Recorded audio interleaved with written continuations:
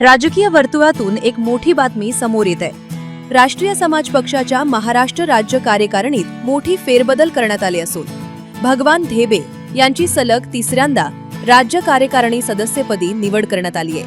खालापूर तालुक्यातील ढेबेवाडीचे सुपुत्र भगवान ढेबे यांच्या निष्ठेचे आणि कष्टाचे फळ त्यांना पुन्हा एकदा मिळाले.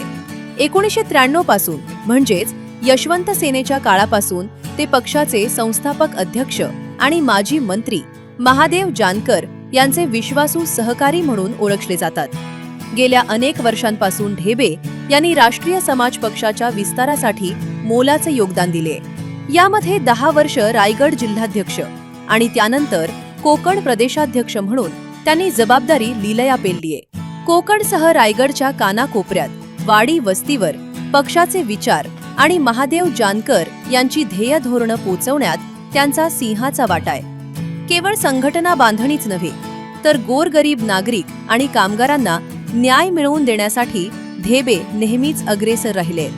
त्यांच्या याच कार्याची दखल घेत नामदार महादेव जानकर यांच्या आदेशानुसार प्रदेशाध्यक्ष काशीनाथ शेवते यांनी त्यांना निवडीचे अधिकृत पत्र प्रदान केले. भगवान ढेबे यांची ही सलग तिसरी निवड जाहीर होताच संपूर्ण जिल्ह्यातून त्यांच्यावर अभिनंदनाचा वर्षाव होते. आगामी काळात संघटना अधिक मजबूत करण्यासाठी ते सज्ज झाले.